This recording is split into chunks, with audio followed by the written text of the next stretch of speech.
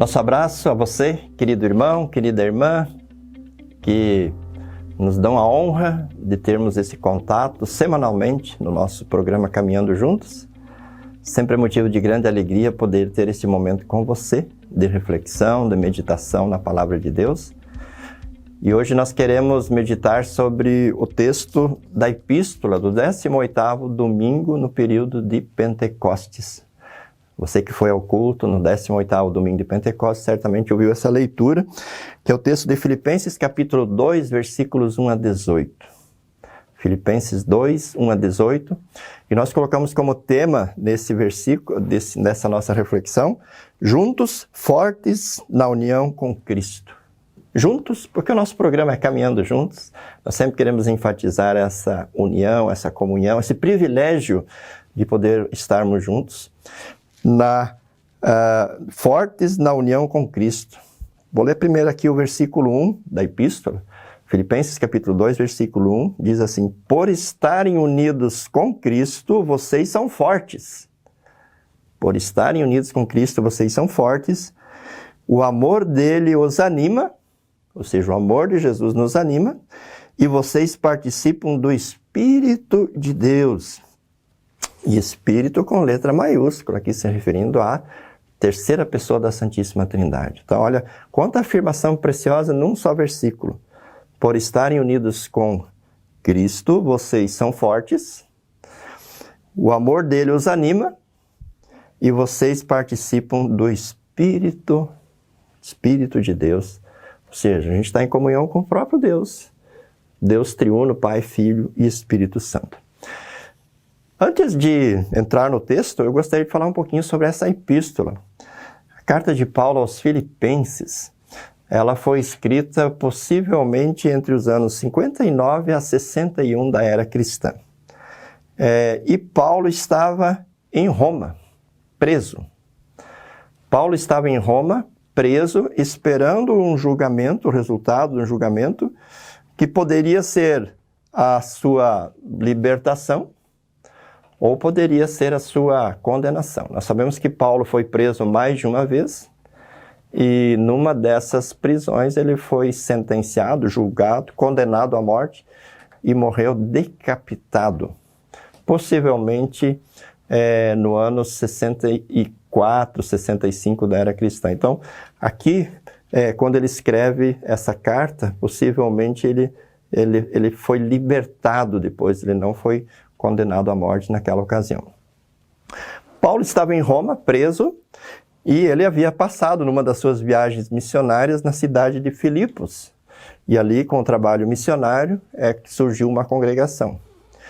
E Epafrodito era o pastor da congregação de Filipos.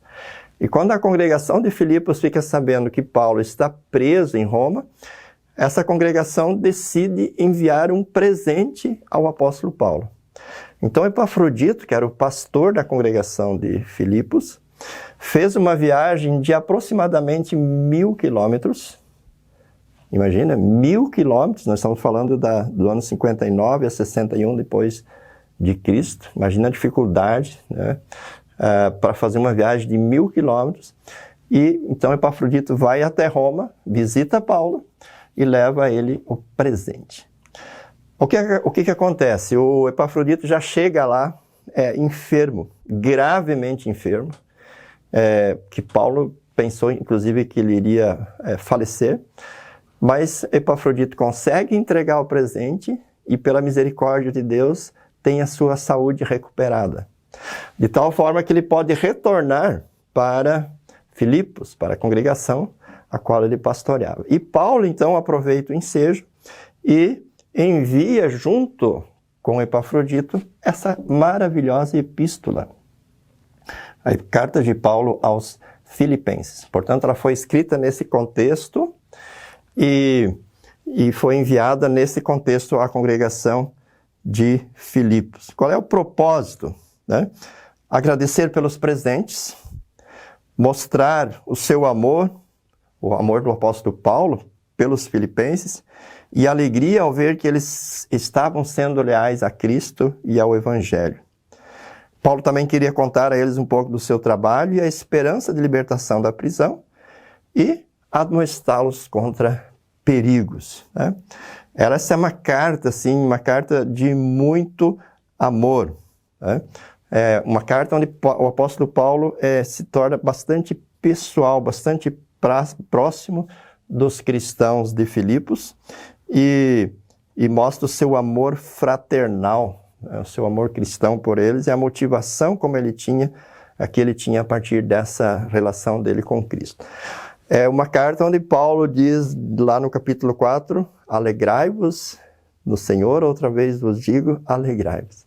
Veja, era um contexto difícil, onde Paulo estava preso por causa do Evangelho, onde o pastor da congregação de Filipos quase morre por causa de uma enfermidade, mas mesmo assim Paulo escreve uma carta extremamente otimista, extremamente motivadora, carregada de amor, carregada de esperança, carregada de alegria, mas também fazendo admoestações. Então, dentro desse contexto, né, que Paulo escreveu, e no capítulo 2, então, 1 a 18, que é a epístola do 18º domingo, no período de Pentecostes, Paulo diz assim: por estarem unidos com Cristo, vocês são fortes. O amor dele os anima e vocês participam do Espírito de Deus, né? A impressão que dá é que o apóstolo Paulo pega a gente aqui e diz: vocês são cristãos? Vocês são batizados? Vocês são fortes? Vocês estão unidos com o Espírito de Deus? Vocês participam, melhor dizendo, do Espírito de Deus?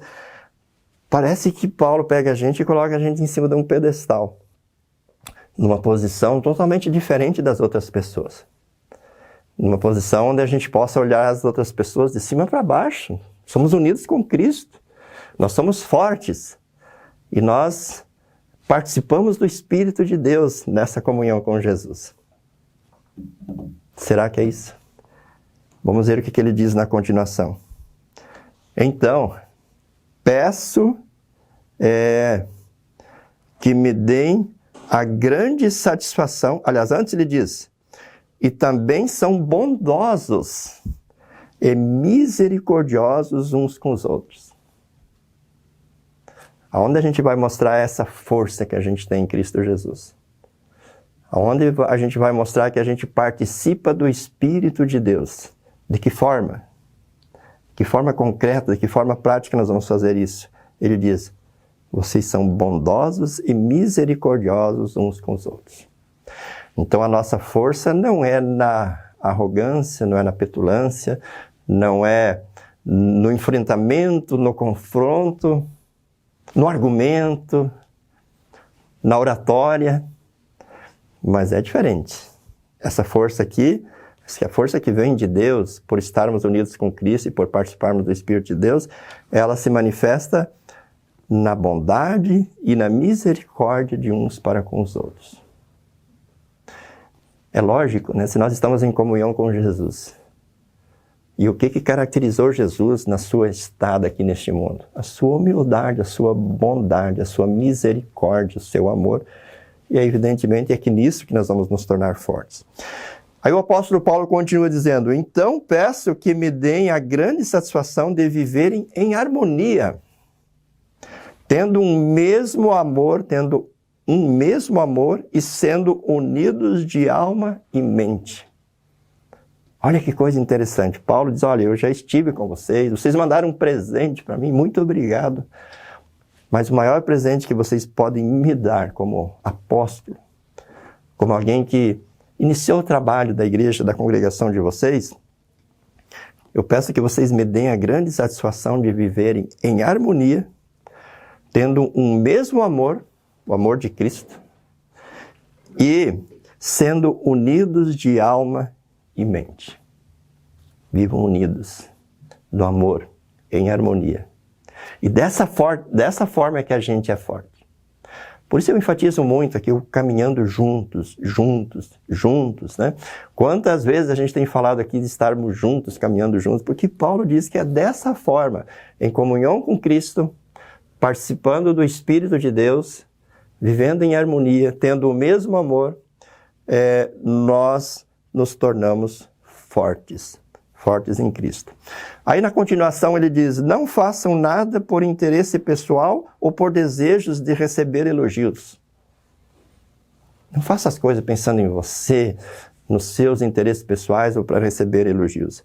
Mas sejam humildes e considerem os outros superiores a vocês mesmos. Sejam humildes. Você já percebeu que quando Jesus reuniu os seus discípulos para ensiná-los, o famoso Sermão do Monte, você já percebeu qual foi a primeira coisa que Jesus ensinou? Jesus disse para os seus discípulos, bem-aventurados os humildes de espírito, porque deles é o reino dos céus. Esse foi o primeiro ensinamento de Jesus aos seus discípulos, quando eles sentaram e Jesus ensinou assim o princípio básico, o fundamento, o alicerce, a base da vida cristã. Bem-aventurados os humildes de espíritos, porque deles é o reino dos céus.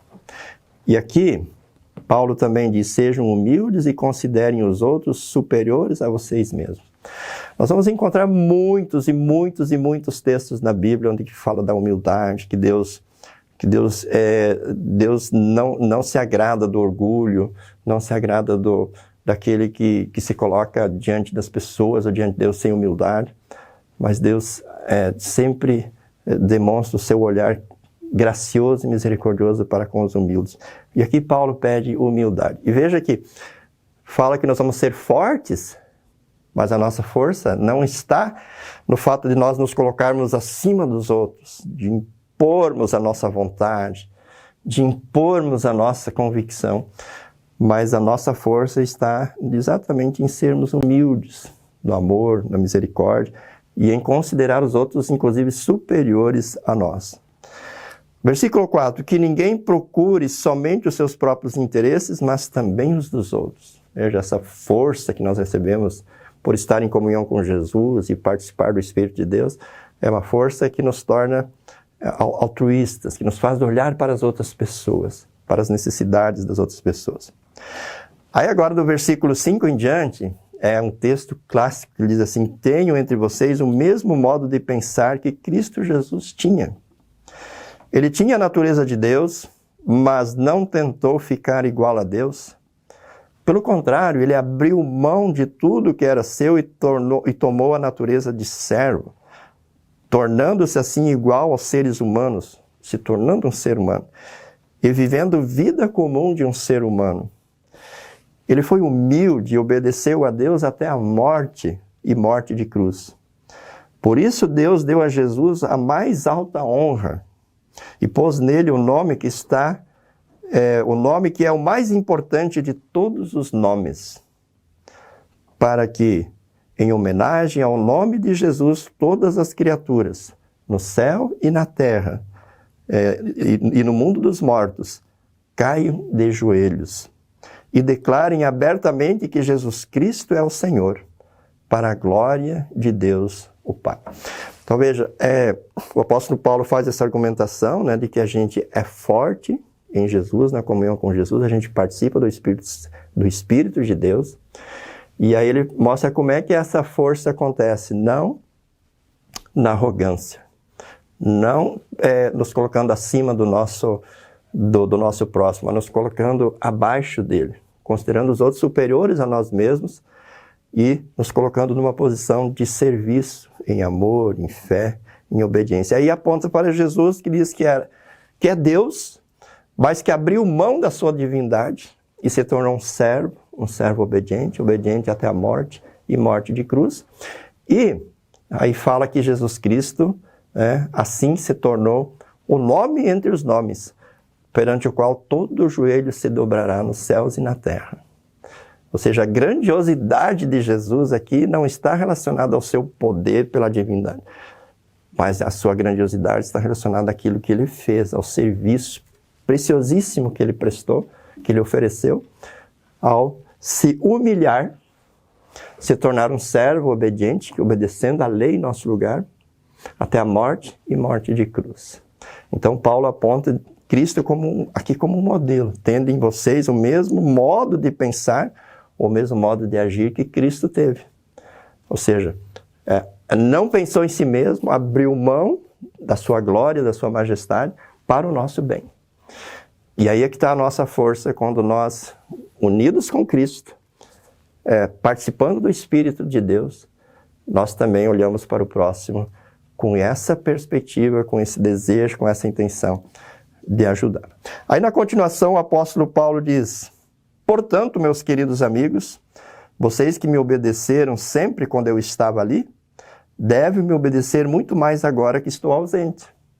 Ele diz: quando eu estive com vocês, vocês ouviram a minha palavra.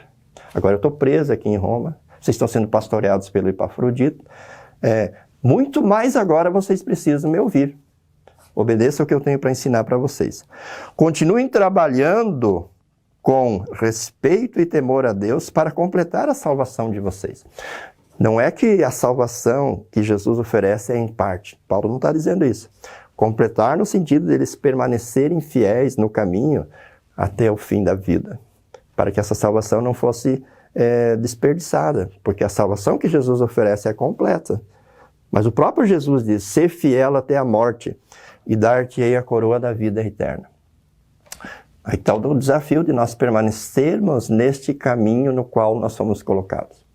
E quando nós enfatizamos do juntos, nós precisamos do apoio uns dos outros para permanecermos neste caminho. Se pegarmos o texto de Hebreus 10, 25, diz assim: não deixemos de congregarmos, como é costume de alguns, antes façamos a admoestação, e quanto mais que vedes que o dia se aproxima. Então, quanto mais próximo do fim do mundo, mais difícil é viver a fé, e mais a gente precisa estar unidos, e mais a gente precisa estar junto. E quando Paulo fala aqui de completar a salvação, não é que a obra de Cristo está incompleta, ela é completa.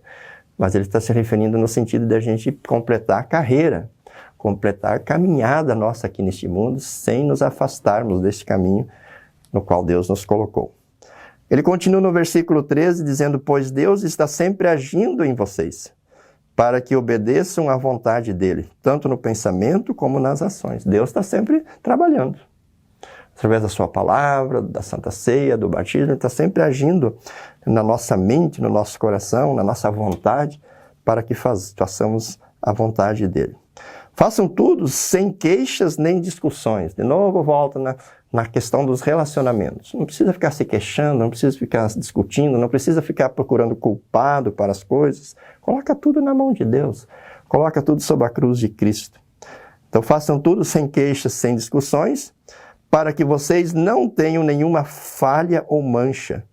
Sejam filhos de Deus, vivendo sem nenhuma culpa no meio de pessoas más, que não querem saber de Deus. Veja, nós cristãos, nós vivemos num mundo rodeado de pessoas más. E isso não é motivo para nós também sermos maus, para nós também fazermos o mal. Pelo contrário, Paulo diz: vivam corretamente, vivam como quem está em comunhão com Cristo, como quem participa do Espírito Santo de Deus. E mesmo que vocês estejam vivendo no meio de pessoas más. Olha porque no meio delas vocês devem brilhar como as estrelas no céu. Olha que frase interessante. No meio delas, dessas pessoas más, vocês devem brilhar como as estrelas no céu. Para a nossa honra, para a nossa glória, não. Vamos lembrar do texto de Jesus, de novo, lá no Sermão do Monte. Assim, brilhe a vossa luz, para que as pessoas vejam as vossas boas obras e glorifiquem o vosso Pai que está no céu. Quando Jesus diz que nós somos o sal da terra, nós somos luz do mundo, ele diz que nós vamos fazer boas ações para que as pessoas vejam, mas não nos glorifiquem, mas glorifique o nosso Pai que está nos céus. E aqui Paulo tem esse mesmo pensamento. Nós vamos ser como estrelas que brilham no meio dessas pessoas para que elas glorifiquem a Deus no céu. Entretanto, entregando a elas a mensagem da vida. A elas quem? As pessoas que ainda estão no mal, que estão nas trevas, que vivem de forma contrária à vontade de Deus. Nós vamos entregar para elas a mensagem da vida. Se agirem assim, diz o apóstolo Paulo, dessa forma como ele recomenda, eu terei motivo de sentir orgulho de vocês no dia de Cristo, no dia do juízo final. Dia aqui com letra maiúscula. Paulo diz, eu vou sentir orgulho de vocês, pois isso mostrará que todo o meu esforço e todo o meu trabalho não foram inúteis. Paulo havia feito um esforço tremendo para ir a Filipos, para levar o evangelho. Ele arriscou sua vida, ele abriu mão de tudo, de família, ele abriu mão de bens para fazer essas viagens missionárias. Mas Paulo diz, olha, se vocês permanecerem nessa fé e no dia do juízo vocês receberem a coroa da vida eterna, eu vou perceber que valeu a pena. E agora, para terminar, ele diz no versículo 17 e 18, talvez o meu sangue, isto é, a minha vida, seja apresentado como uma oferta, junto com o sacrifício de vocês, por meio da fé, que por meio da fé oferecem a Deus. Se isso acontecer, ficarei contente e me alegrarei com todos vocês. Paulo está dizendo aqui, ó, talvez eu seja sacrificado, talvez eu seja morto, e talvez o meu sangue, né, isto é, a minha vida, seja apresentado como uma oferta junto com o sacrifício de vocês, que vocês estão fazendo lá na congregação de Filipos. Então, Paulo levanta a possibilidade dele ser morto. E a gente sabe que isso algum tempo depois aconteceu, né? E no 18, do mesmo modo, vocês também devem ficar contentes e se alegrar comigo. Olha que coisa linda. Paulo levanta a hipótese dele ser morto, mas mesmo assim ele tem uma mensagem de otimismo, né? Dizendo, do mesmo modo, vocês também devem ficar contentes comigo, contentes e se alegrar comigo. Na perspectiva da eternidade, na perspectiva da vida eterna, porque ele fala do grande dia do juízo. Então vocês percebem, queridos irmãos, como Paulo e os cristãos de Filipos, eles viviam um contexto muito difícil, com certeza muito mais difícil do que o nosso, mas Paulo prega uma mensagem assim, muito centrada em Cristo, na comunhão com Cristo. Vocês são fortes, vocês participam do Espírito de Deus, e vocês são como estrelas no meio de uma geração má, para que por meio de vocês a mensagem do Evangelho chegue a essas pessoas más, porque Deus quer alcançá-las e salvá-las também. E Paulo diz, então, fiquem firmes nessa fé, para que no dia do juízo eu me alegre por não ter sofrido e me dedicado em vão no trabalho. Mesmo que agora meu sangue seja derramado, mas se alegrem comigo e permaneçam firmes nesse caminho. Então, queridos irmãos, esse 18º domingo de Pentecostes, a leitura do Evangelho, que é Mateus 21, 23 a 32, fala da autoridade de Cristo. Da autoridade de Cristo. Poderíamos aqui ficar conversando horas e horas sobre isso. Mas aqui nós podemos ver que Cristo, ele abre mão do seu poder, da sua autoridade, e se coloca conosco. E aqui nós caminhamos com Jesus debaixo da cruz. E essa comunhão com Jesus e com os irmãos é debaixo da cruz, em meio a esses sofrimentos que Paulo estava enfrentando e que os filipenses estavam enfrentando. Mas na glória, assim como nós estamos debaixo da cruz de Cristo, Jesus nos coloca na glória com Ele. Ele compartilha o seu poder nos céus, a sua grandiosidade, a sua majestade e a vida eterna que Ele tem, que Ele é conosco. Então, isso é ser cristãos, irmãos. Aqui no mundo, a gente não está aqui para se colocar acima dos outros, a gente não está aqui para combater os outros, a gente não está aqui para enfrentar os outros. A gente está aqui para, em comunhão com Cristo, ser como uma estrela em meio a essas trevas. E para atrair as pessoas para Jesus e caminhar conosco debaixo da cruz, para os céus. Mas lá no céu, sim, Jesus usufrui da sua glória, da sua majestade, do seu poder pleno, e Ele divide isso conosco, dando-nos delícias perpétuas e uma vida plena e perfeita com Ele e com todos os salvos, para todos sempre. Por isso, meu convite hoje é que você esteja comigo, que você esteja com todo o povo de Cristo, para que nós juntos sejamos fortes na união com Cristo, da forma como o apóstolo Paulo nos ensina e nos recomenda nesse maravilhoso texto que acabamos de estudar. Forte abraço para você, para sua família, Deus abençoe a todos vocês e até o nosso próximo programa. Tchau, tchau, fiquem com Deus.